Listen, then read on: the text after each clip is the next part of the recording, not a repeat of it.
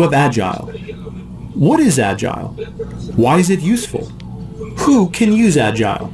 And other concepts of Agile in brief. So first, let's see what is Agile. According to popular Agile guru Jim Highsmith, being Agile is to possess the ability to both create and respond to change in order to profit in a turbulent business environment. Agility is the ability to balance flexibility and stability. Agile is being adaptive to change, being flexible, being able to cope with change.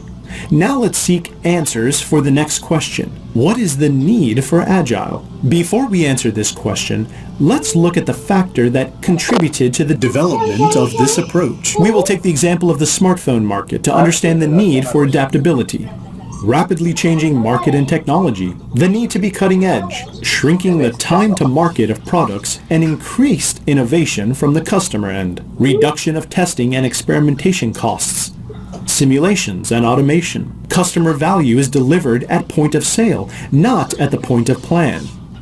Need for an adaptive method of development rather than traditional predictive methods. It is in such rapidly changing environments that predictive methods do not succeed, and we seek adaptive methods for project management. It's interesting to note that the practice of Agile is not restricted to software development only. It can be used in any project irrespective of its complexity. Any industry that faces rapid changes will find Agile helpful. Fast-paced changes in technology, systems, as well as in customer behavior have rendered traditional models of management inefficient. The failure of these models has given rise to methodologies with Agile values. In our next module, we will learn about adaptive project management. Thank you for learning with us. Hello, and welcome to Scrum Master Certification course. In this module, we will discuss the Agile principles. The first principle is customer satisfaction. The highest priority of any project managed using an Agile methodology is to satisfy the customer through early and continuous delivery of valuable software. Next is welcome changing requirements, even late in development. Agile processes harness change for the customer's competitive advantage. In the current market, in which customer requirements, available technologies, and patterns of business keep changing, it is essential to approach product development in an adaptive manner that enables change incorporation and fast product life cycles, rather than emphasizing following plans formed with potentially outdated data. The third principle is deliver working software frequently, from a couple of weeks to a couple of months, with a preference for the shorter timescale. Real value is delivered to the customer primarily in the form of working software. Therefore, the Agile focus is on delivering working software in increments throughout the product lifecycle. The fourth principle is that the business people and developers must work together daily throughout the project. Traditionally, customers or business people have been seen as outside players who are involved mainly at the start and end of the product lifecycle, and whose relationships are based on contracts and their fulfillment. But Agile believes in a shared value approach in which customers are seen as collaborators. The team and customers work together to evolve and develop the product. The fifth principle is to build projects around motivated individuals. Give them the environment and support they need, and trust them to get the job done. Agile believes that the key actors in any project are the people, and thus the emphasis should be on them and their interactions. The most efficient and effective method of conveying information to and within a development team is face-to-face conversation. This is so because face-to-face communication is more dynamic when compared to other modes such as paper, telephone, or email. This is the sixth principle. The seventh principle is that the working software is the primary measure of progress. Unlike methods which evaluate project success on the basis of meeting the planned targets, Agile measures the success of a project or its progress based on the value delivered to the customer. Agile processes promote sustainable development. The sponsors, developers, and users should be able to maintain a constant pace indefinitely. Maintaining a sustainable pace of work also helps improve quality of product delivery over a period of time. This is the 8th principle. The 9th principle is that continuous attention to technical excellence and good design enhances agility. Some of the ways of ensuring this are continuous integration, refactoring, and incremental re-architecture. Simplicity, the art of maximizing the amount of work not done, is essential. This is the 10th principle. This principle can be adhered to through use of small feature sets, focusing on client value, ensuring good upfront design and model, etc. The 11th principle is that the best architectures, requirements, and designs emerge from self-organizing teams. The key for adherence to this principle is placing emphasis on people or empowering people to make key project decisions and trusting their ability to deliver the required solutions. At regular intervals, the team reflects on how to become more effective and then tunes and adjusts its behavior accordingly. This is the 12th and last Agile principle. This brings us to the end of the module on Agile principles. Thank you for learning with us.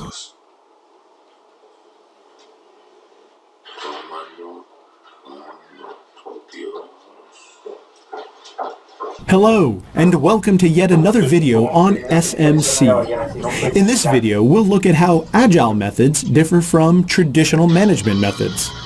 The waterfall model is suitable for ordered and predictable projects in which all the requirements are clearly defined and can be estimated accurately. In most industries, such projects are dwindling. Changing requirements from customers have led to increased pressure on businesses to adapt and change their delivery methods. Agile methods are more successful in the current market scenarios, which are marked by unpredictability and volatility. Agile methods are based on inspect-adapt cycles, as opposed to the command and control structures of the waterfall method. Agile methodologies require a change in mindset. The central focus has moved from scope in waterfall methods to achieving maximum business value in Agile. In waterfall, cost and schedule are altered to ensure the desired scope is achieved, while in Agile, quality and constraints can be altered to achieve the main objective of attaining maximum business value. In Agile, the emphasis is on the people, as against process in the traditional method. Agile is best suited for unpredictable or exploratory domains, and the process style is iterative. There is low upfront planning, and the management style is decentralized. A traditional setup works best for predictable domains, and the process style is linear. There is a lot of upfront planning, and the management style is typically autocratic. Agile projects are completed in an iterative manner, where the functionalities with the highest business value are completed first. Various cross-functional teams work in parallel across sprints to deliver potentially shippable solutions at the end of every sprint. Each iteration results in a shippable deliverable which provides a measurable objective that the team has to accomplish. This ensures that the team is progressing and the project will be completed on time. Traditional methods do not present such timely checks and therefore result in situations in which the team might get off schedule and end up with a lot of work towards the end. As the customer regularly interacts with the team, the work completed is regularly reviewed. This ensures that the progress is as per customer expectations. To the contrary, in waterfall there is no such interaction, as the work is carried out in silos, and there is no presentable functionality until the end of the project.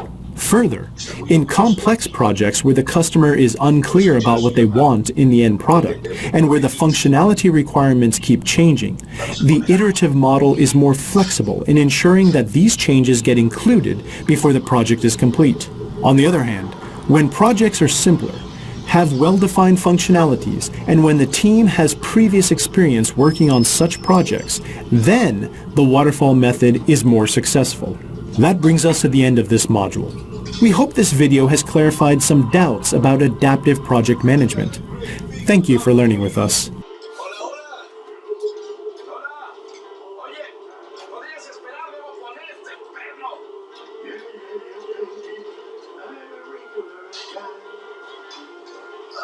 Dios mío, ese muchacho tiene una voz de oro.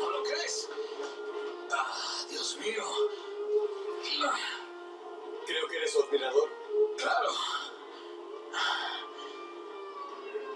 Ustedes dos no son parientes. Él es casi una copia de él. Lo sé, lo escucho todo el tiempo, pero Hello, no somos nada. and welcome to Scrum Master Certification course.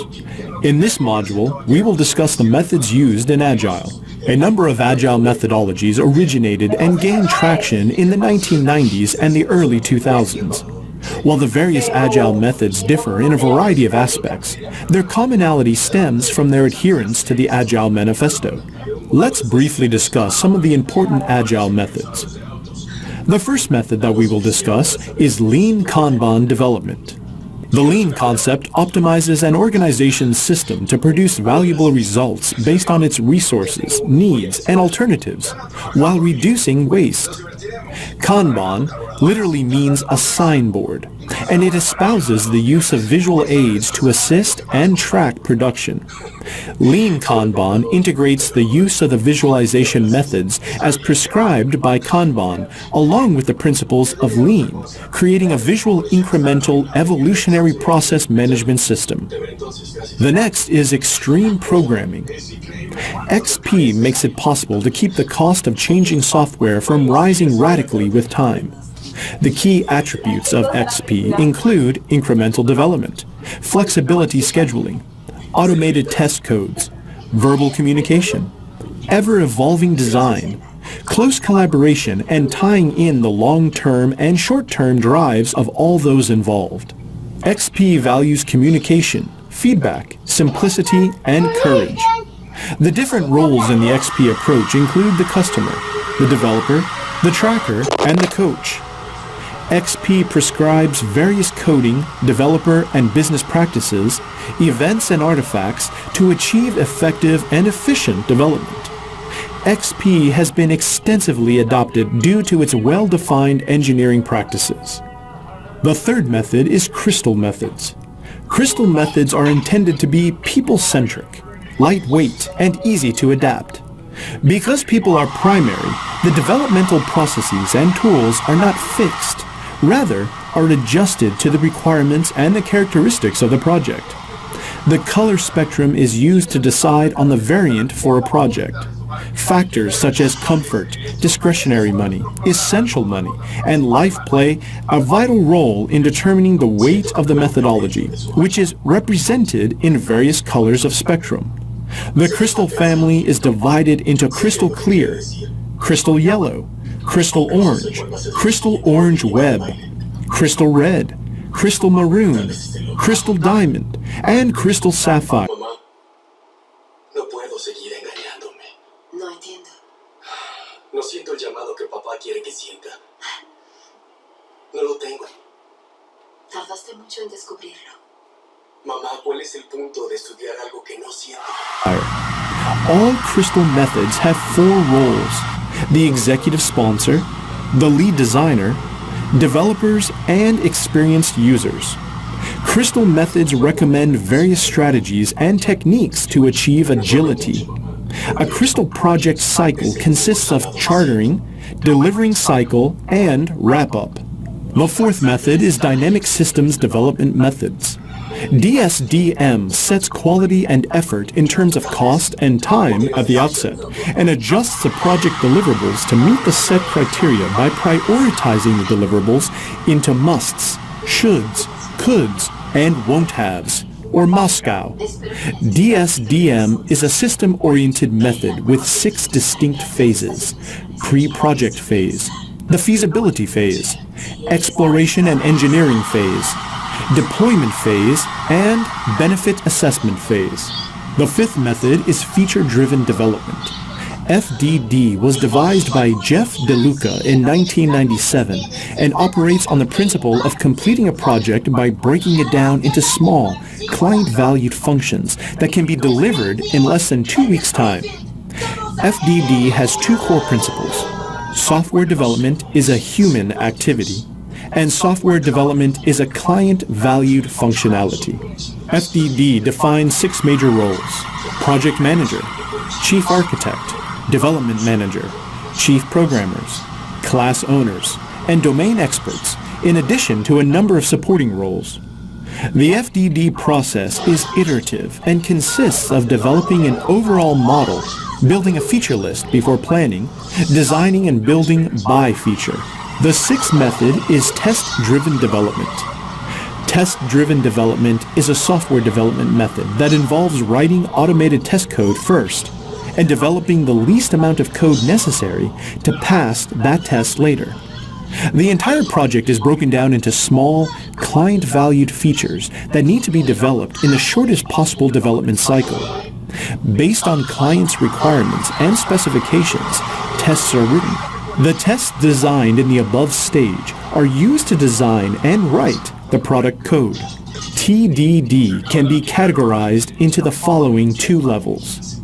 A TDD, acceptance TDD, requiring a distinct acceptance test, and D TDD, developer TDD, entails writing a single developer test. TDD has become popular because of the numerous advantages it offers, like rapid and reliable results, constant feedback, and reduced debugging time.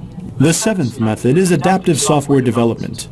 Adaptive software development grew out of rapid application development work by Jim Highsmith and Sam Bayer. The highlights of ASD are constant adaptation of processes to work at hand, provision of solutions to problems surfacing in large projects, and iterative, incremental development with continuous prototyping. Being a risk-driven and change-tolerant development approach, ASD believes a plan cannot admit uncertainties and risks, as these two indicate a flawed and failed plan. ASD is feature-based and target-driven. The first phase of development in ASD is speculation, as opposed to planning in the other Agile methodologies, followed by collaborate and lean phases. The eighth method is Agile Unified Process. AUP is a simplified version of IBM's Rational Unified Process and was developed by Scott Ambler. AUP combines industry-tried and tested Agile techniques such as test-driven development, Agile modeling, and database refactoring to deliver working product of the best quality. AUP models its processes and techniques on the values of simplicity, agility, customizability, self-organization, independence of tools, and focus on high-value activities. The AUP principles and values are put into action in phases: inception, elaboration, construction, and transition. And the last Agile method that we will discuss is domain-driven design. Domain-driven design is an Agile development approach meant for handling complex designs along with evolving the overall project system. Domain can be defined as an area of activity to which the user applies a program or functionality. Many such areas are batched, and a model is designed, which is a system of abstractions that can be used to design the overall project and solve the problems related to the batch domains. The core values of DDD include domain-oriented, model-driven design, ubiquitous language, and bounded context. In domain-driven design, ubiquitous language is established and the domain is modeled. Then design, development, and testing follow, refining and refactoring of the domain model till it is satisfactory. This brings us to the end of the module on Agile methods. Thank you for learning with us.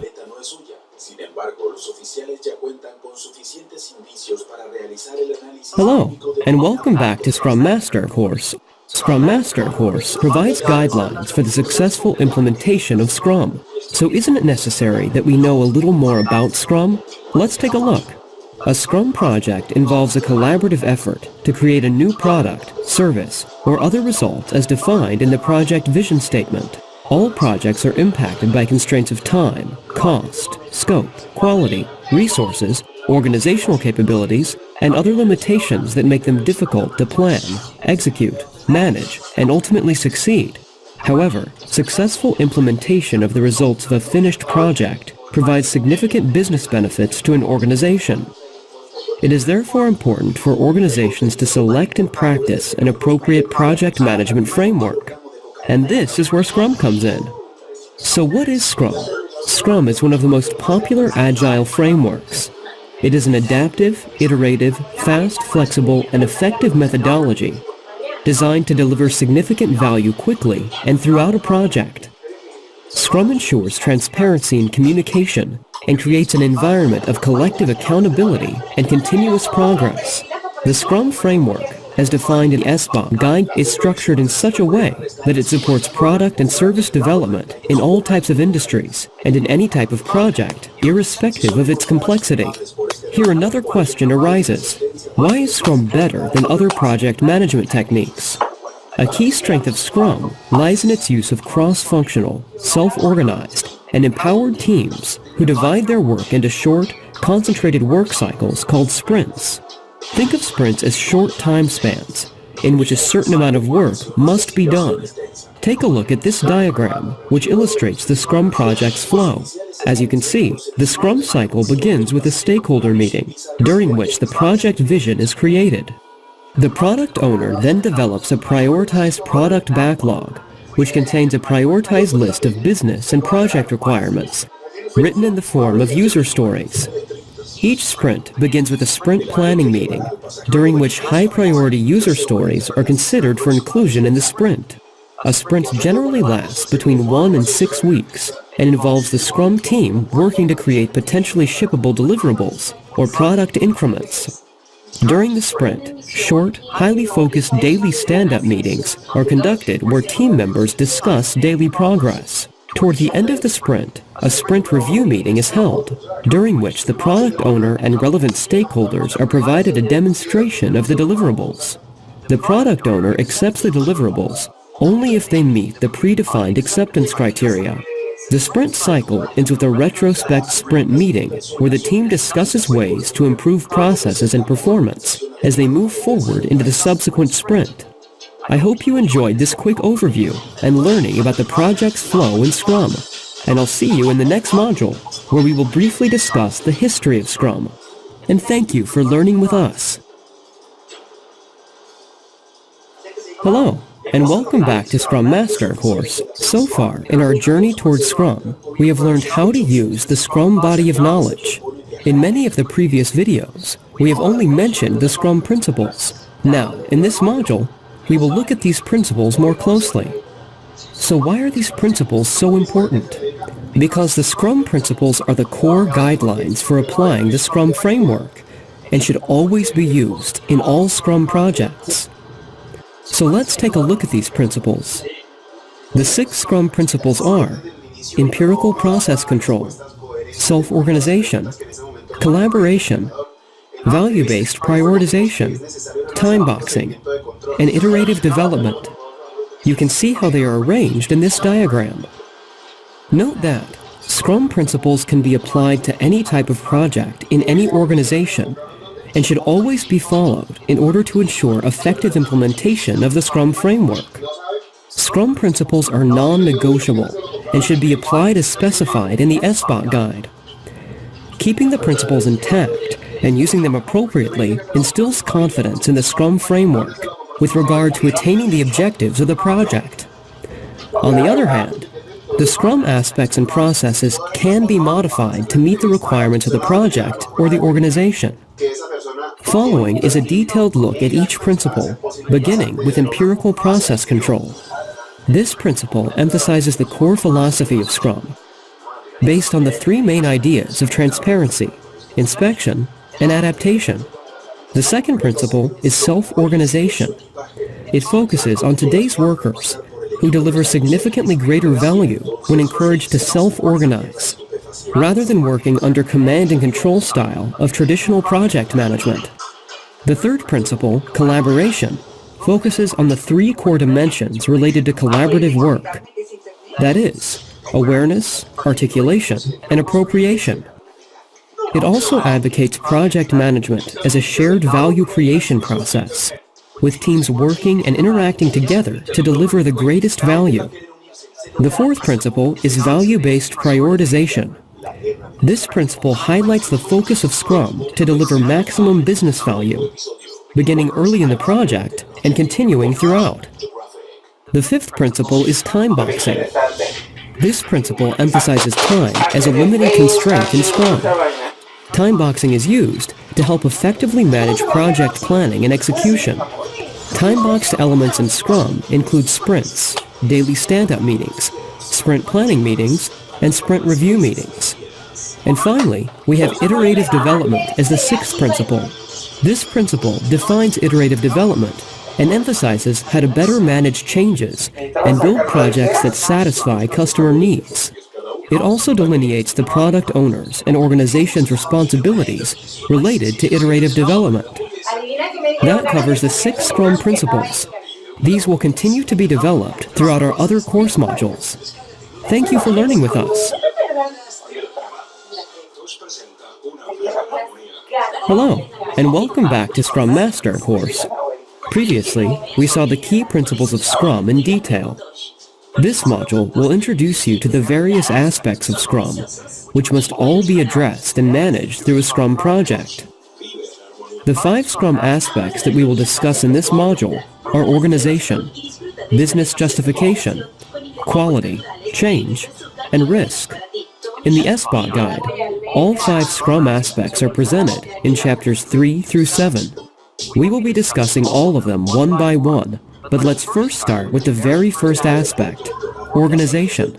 For now, let's keep the key concepts under the organization aside and try to understand the defined roles and responsibilities in a Scrum project. Why?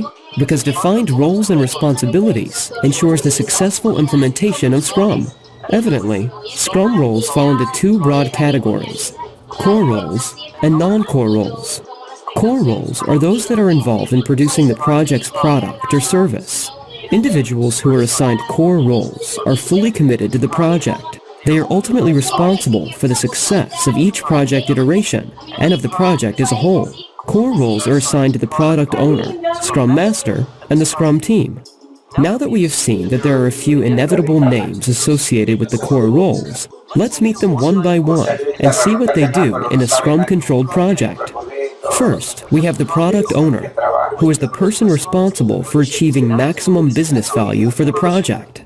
He or she is also responsible for articulating customer requirements and maintaining business justification for the project.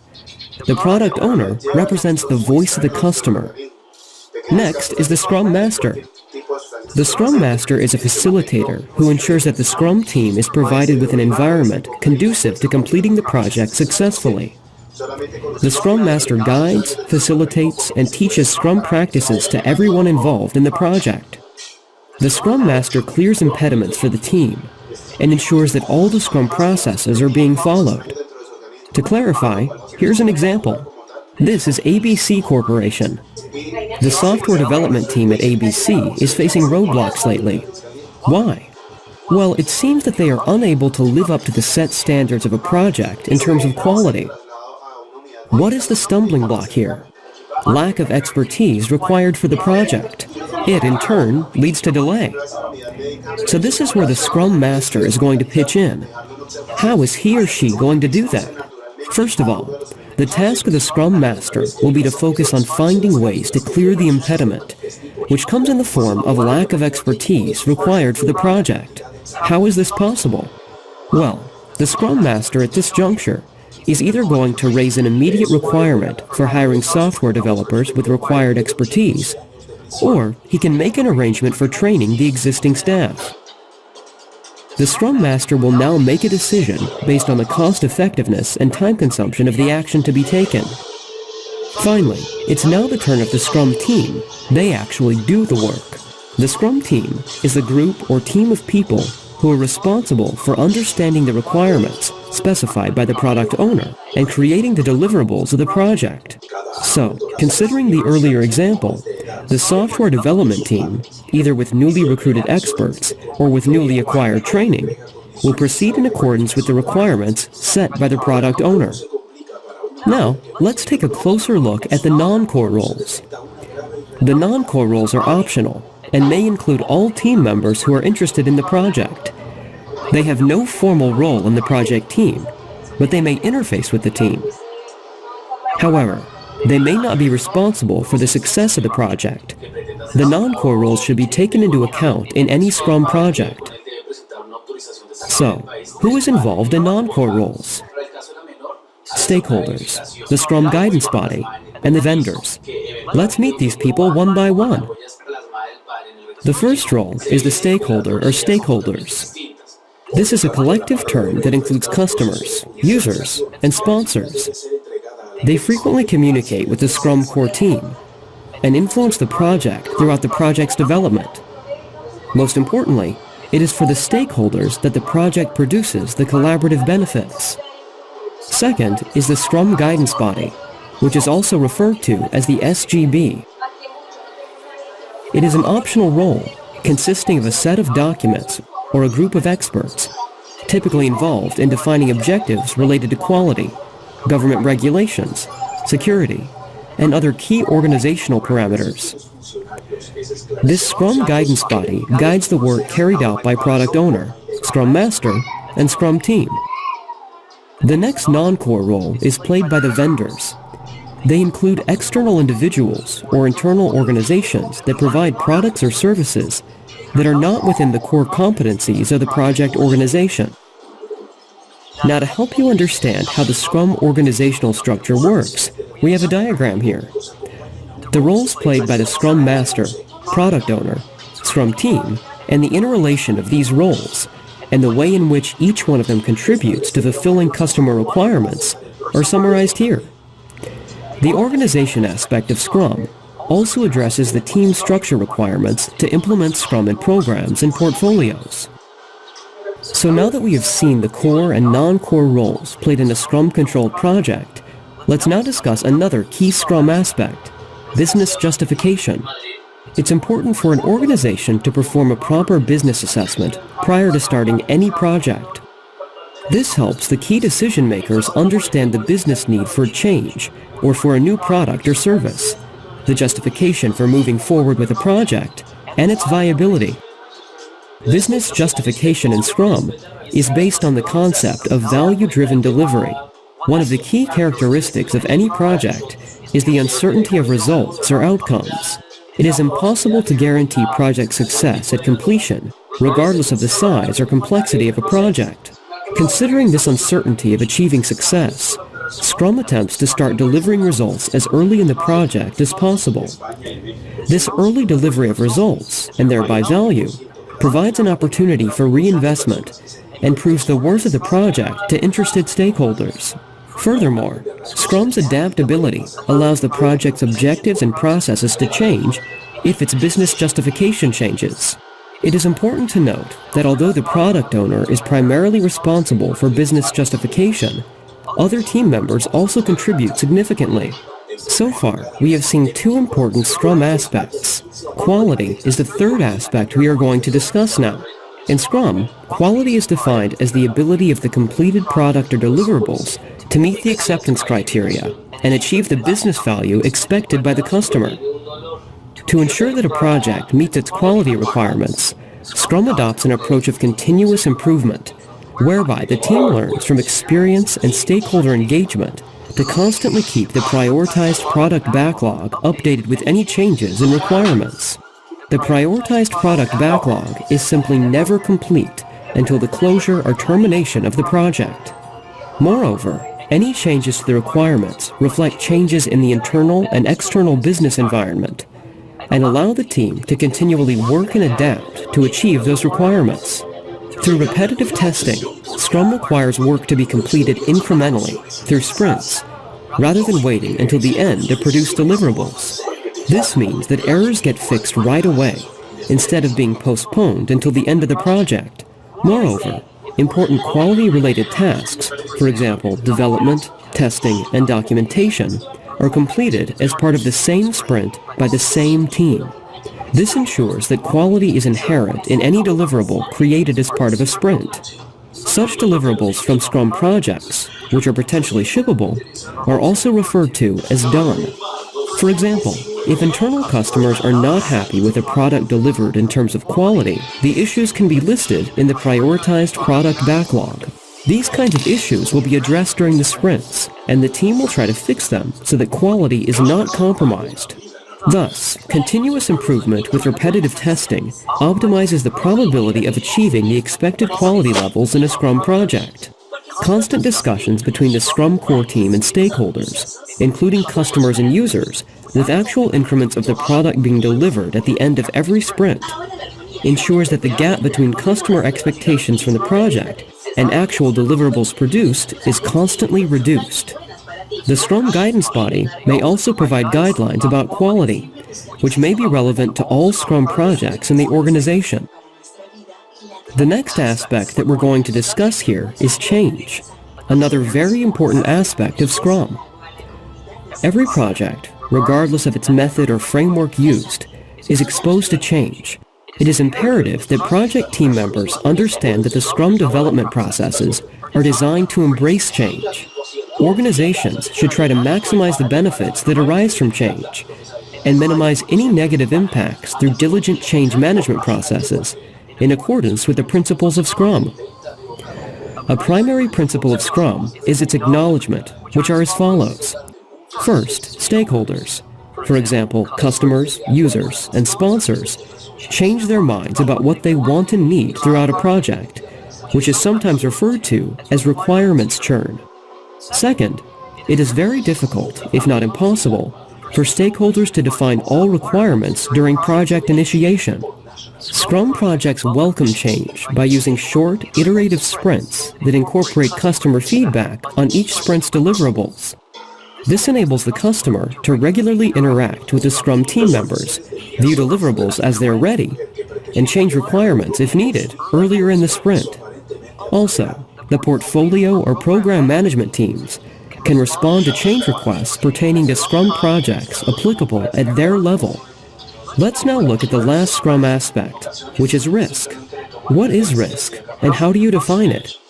Risk is defined as an uncertain event or set of events that can affect the objectives of a project and may contribute to its success or failure.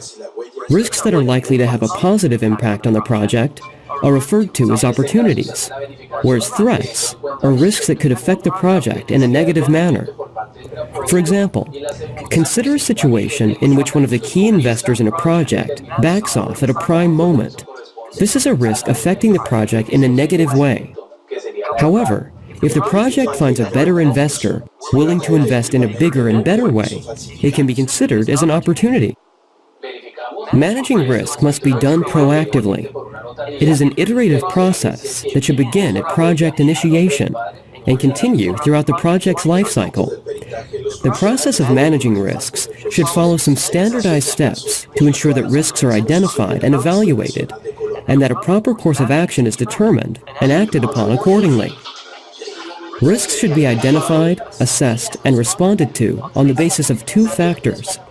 These are the probability of each risk's occurrence and the possible impact in the event of such an occurrence. Risks with a high probability and impact value are determined by multiplying both factors, and they should be addressed before those with a relatively lower value. In general, once a risk is identified, it is important to understand the risk with regard to the probable causes and the potential effects if the risk occurs. And with that, we conclude our module on Scrum aspects. I hope this segment was insightful and suggestive of the main aspects of the Scrum framework. I look forward to seeing you in the next session.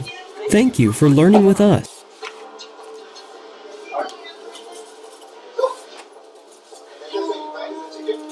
Hello, and welcome back to Scrum Master course. Now let's take a closer look at the processes and how they work. You probably remember hearing that a project has a product backlog of prioritized requirements, as well as a product owner who is responsible for prioritizing these requirements. Now the question is, how do you get this work done? First of all, let's define the Scrum processes in general. Scrum processes address the specific activities and flow of a Scrum project. In total, there are 19 processes, which are grouped into 5 phases. These phases are presented in chapters 8 through 12 of the SBOT guide. These 5 phases describe each process in detail, including the associated inputs, tools, and outputs. Also, in each process, some inputs, tools, and outputs are designated as mandatory, while others are designated as optional. The decision to include any optional input, tool, and/or output depends on the particular project, organization, or industry. Inputs and outputs denoted as mandatory are important for the successful implementation of Scrum in any organization. Next, we'll take a closer look at the phases and the processes enlisted under them. Initiate is the first phase, and the processes carried out as part of Initiate are as follows. Create project vision is the first process performed. In this process, the project business case is reviewed to create a project vision statement that will serve as the inspiration and provide focus for the entire project. The product owner is identified in this process. Identify Scrum Master and stakeholders is the second process, during which the Scrum Master is identified using specific selection criteria. Form Scrum Team is the third process in the Initiate phase. In this process, Scrum team members are identified. Normally, the product owner has the primary responsibility of selecting team members, but he or she often chooses the team in collaboration with the Scrum Master. The fourth process is Develop Epics. In this process, the project vision statement serves as the basis for developing epics, which are large, unrefined user stories. User group meetings may be held to develop epics. Create a prioritized product backlog is the next process. In this process, epics and unrefined user stories are refined and elaborated, then prioritized to create a prioritized product backlog for the project. The done criteria is also established at this point. The last process classified under the Initiate phase is Conduct Release Planning. In this process, the Scrum core team reviews the user stories and the prioritized product backlog to develop a release planning schedule, which is essentially a phased deployment schedule that can be shared with the project stakeholders. The second phase we're going to learn is Plan and Estimate, and these are processes grouped under this phase. First is Create User Stories. We can see that in this process, user stories and their related user story acceptance criteria are created. User stories are usually written by the product owner and are designed to ensure that the customer's requirements are clearly depicted and can be fully understood by all the stakeholders. User story writing exercises may be held. This involves Scrum team members creating the user stories. User stories are incorporated into the prioritized product backlog. Now let's look at the mandatory inputs, tools, and outputs of Estimate and Commit User Stories process. The mandatory inputs are Scrum Core Team and User Stories. For a detailed explanation of these inputs, please refer to the discussions on these in the Create User Stories process. The tool that is to be mandatorily used as part of this process is estimation methods. Numerous estimation methods can be used as tools to estimate user stories. Some important tools are, let's begin with Wideband Delphi. Wideband Delphi is a group-based estimation technique for determining how much work is involved and how long it will take to complete. Individuals within a team anonymously provide estimations for each item, and the initial estimates are plotted on a chart. The team then discusses the factors that influence their estimates and proceed to a second round of estimation. This process is repeated until the estimates of individuals are close to each other and a consensus for the final estimates can be reached. The second technique is planning poker. It is also called estimation poker. It is a derivative of the Wideband Delphi technique. This is an estimation technique which uses consensus to estimate relative sizes of user stories or the effort required to create them. Next technique is Fist of Five. It is a simple and fast mechanism that can be used as an estimation practice as well as a general group consensus building technique. After initial discussion on a given item for estimation, the Scrum team members are each asked to vote on a scale of 1 to 5 using their fingers. Used as an estimation tool, the number of fingers displayed indicate the relative estimation value.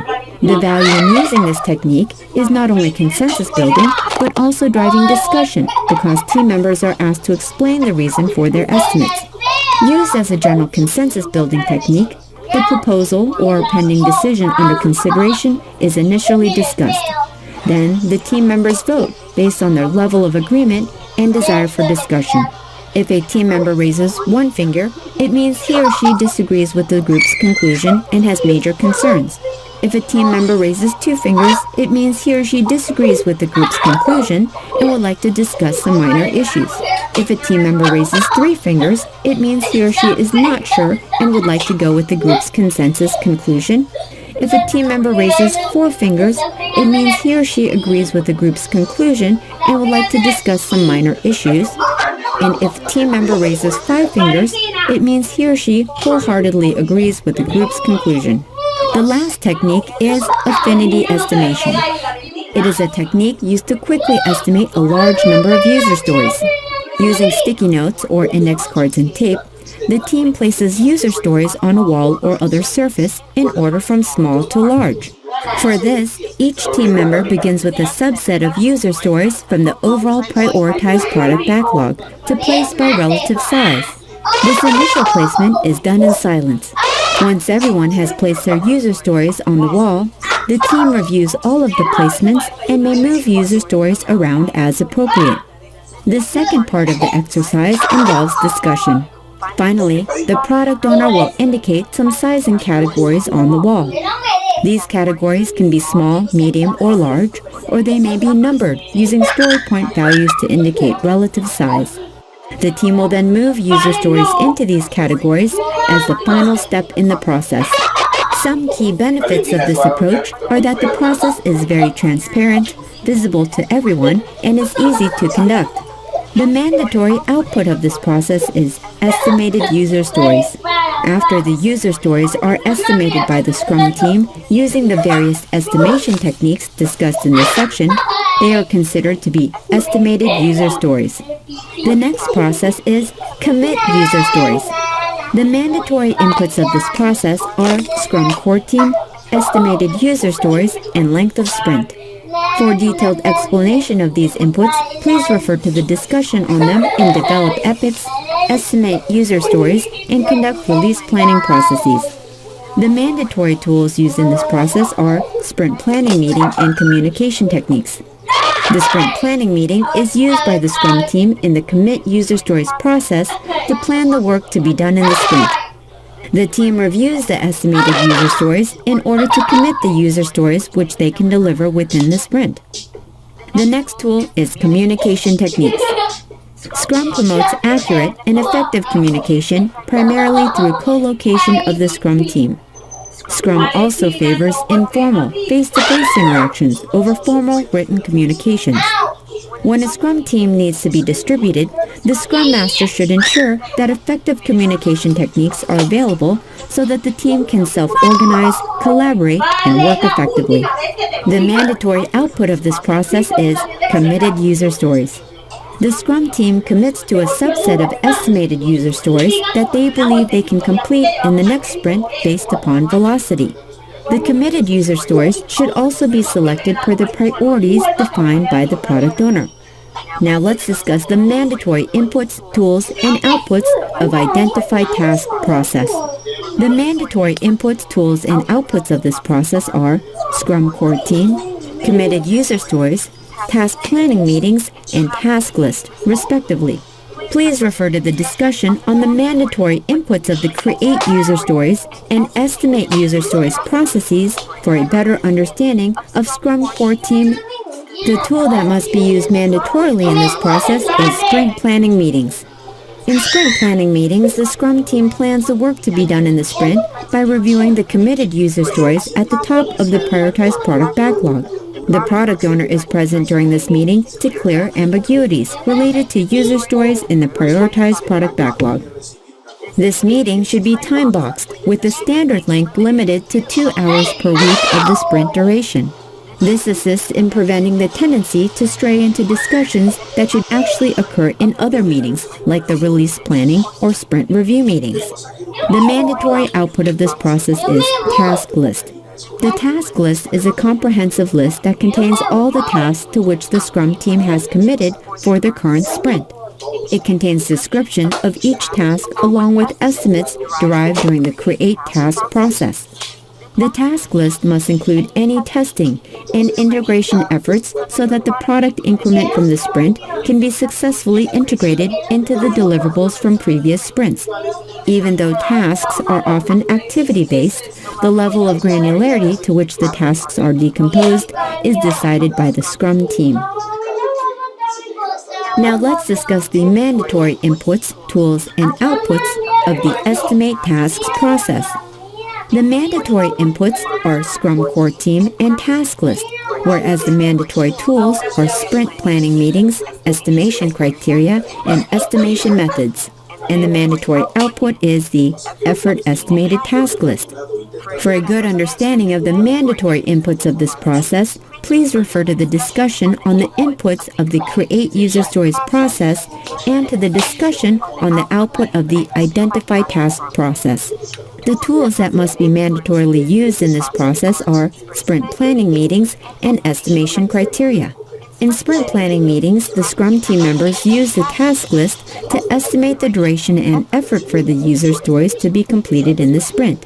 One of the key benefits of this technique is that it enables the team to have a shared perspective on the user stories and requirements so they can reliably estimate the effort required. The information gathered in the sprint planning meeting is included in the effort estimated task list and used to determine the velocity for the sprint.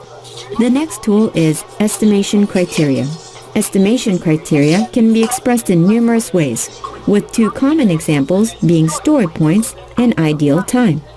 Story point values are used to represent relative or comparative effort to complete tasks, whereas ideal time normally describes the number of hours a Scrum team member works exclusively on developing the project's deliverables, without including any time spent on other activities or work that is outside the project.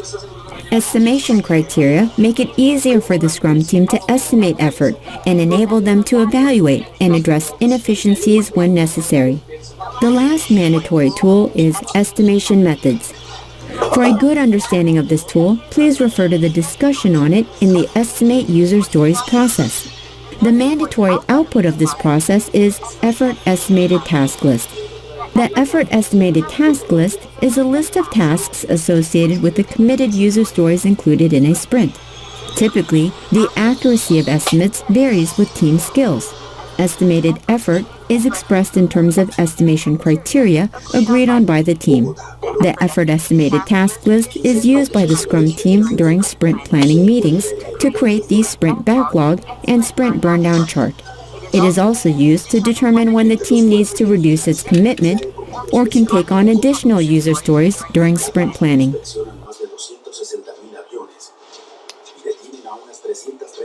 Hello, and welcome back to Scrum Master course. So far, we have discussed the benefits, purpose, scalability, principles, processes, phases, and aspects. Actually, everything one needs to know to implement Scrum. Have you ever wondered why Scrum is becoming more popular with every passing day? The simplest answer is that Scrum is better than traditional project management methods in many ways. Let's take a look at the differences between Scrum and a typical traditional project management model in a detailed way.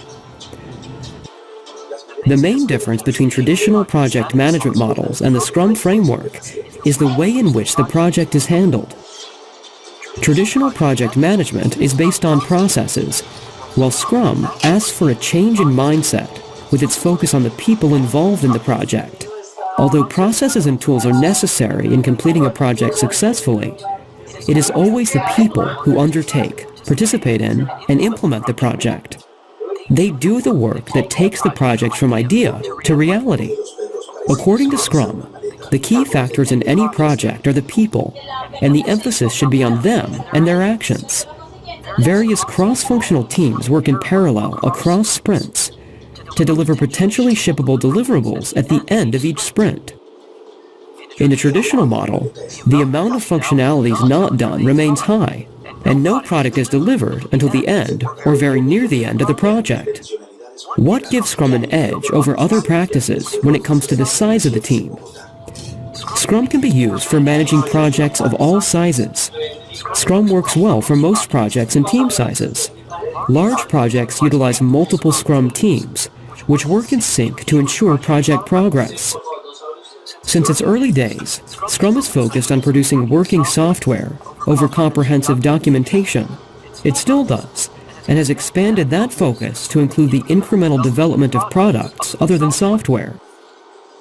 While documentation is necessary and useful for any project, Scrum teams focus on interim deliverables in which real value is delivered to the customer.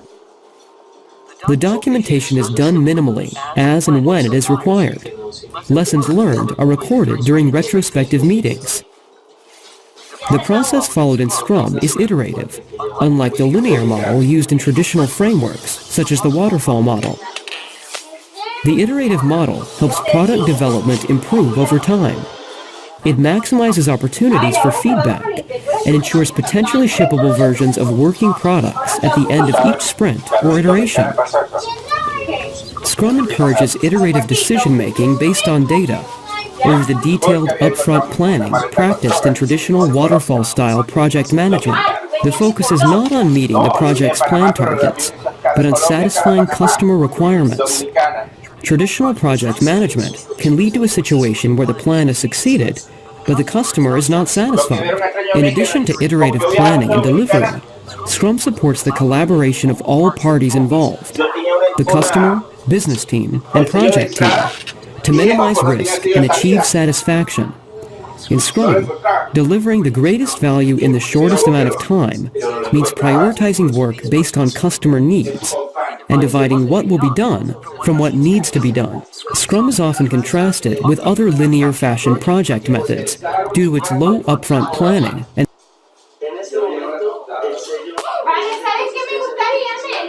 and scheduling of activities, which move immediately into execution. In today's business environment, change is rapid, and long-range planning is problematic. Predicting and planning every detail of new services and new product development is almost impossible. Scrum uses its low upfront planning framework to be adaptable and accommodating to change. Risk management is continuous in a Scrum-managed project, in which risk management works with the product owner, Scrum team, and Scrum Master to determine the best approach to handle identified risks. Whereas in traditional models, risks are handled up front, even before many risks have been identified. According to Scrum, each deliverable goes to the quality assurance team as it is developed, and testing is carried out, keeping customer value in mind. Strict controls, such as acceptance criteria and a clear definition of done, are in place to avoid deviations from the customer's requirements. In traditional methods, process is given more importance. As opposed to the traditional control and command style of management, Scrum believes that today's workers have much more to offer than just their technical expertise, and therefore deliver greater value when self-organized. Unlike traditional project management methods, in which value justification is done before the project commences, here in Scrum, it is done throughout the project. The management style followed in Scrum is decentralized in nature, such that the workforce does not have to be dependent on management for everything, which is the case in the old autocratic project management methods. This encourages workers to be innovative problem solvers.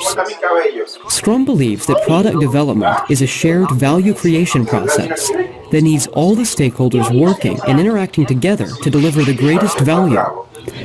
Command and control is the rule of the day in traditional models. How is team performance measured in Scrum and traditional models?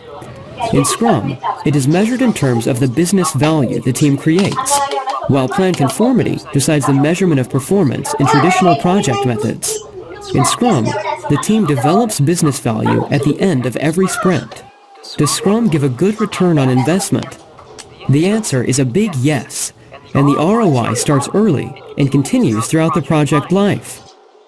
Whereas in traditional project management methods, the project starts providing ROI for the customer at the end of the project. How does Scrum value a customer's participation? Well, Scrum highly recommends and is designed for the involvement of customers throughout the project. In traditional methods, customer involvement during product or service development is usually very limited, but can vary depending on a project's life cycle. All in all, Scrum is an innovative framework for managing any type of project. It is suited to our time and age, ready to replace the traditional project management techniques that were created in and for a bygone era. With this, we come to the end of our module on Scrum versus traditional project management. Thank you for learning with us. Sí, pero espera una pregunta. Usted me entrega ese papel, su huella está falsa, ya llamaron a la notaría y nunca aparece usted ya. Entonces, ¿yo qué debo hacer? ¿Yo qué debo responder? Usted se tiene que venir, usted tiene que explicar a quién pasó qué. Por favor, sáqueme de esto que yo no tengo nada que ver. Yo no tenía necesidad de sacar mi niña. Lo siento mucho. Usted me metió en esta rollo, me saca esta rollo. Así de sencillo, no tengo que pagar responsabilidad. Sí, señor. Sí, yo no entiendo esa situación. La situación es la siguiente, ese sello es falso, o sea, eso no lo emitió ninguna notaría legalmente aquí en Colombia. Por ende, eso toca ponerlo de conocimiento de la justicia colombiana. Entonces, por tal motivo, traen la Policía Nacional por su esposa, y allá la Fiscalía tiene que explicar eso, o sea, allá en la Fiscalía explica qué fue lo que pasó, por qué tuvo eso. Buenos días, capitán, a ver si nos puede apoyar con 2 unidades, una mano.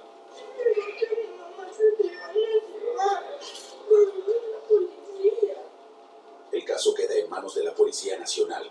La niña quedará en custodia hasta ser recogida por un familiar y la madre será arrestada. En el momento le informó sus derechos como capturada por el delito de falsedad en documento público. ¿Sí? Tiene derecho a guardar silencio en todo lo que diga puede ser utilizado en su contra. Cada año 40 personas son detenidas intentando sacar a sus hijos ilegalmente del país.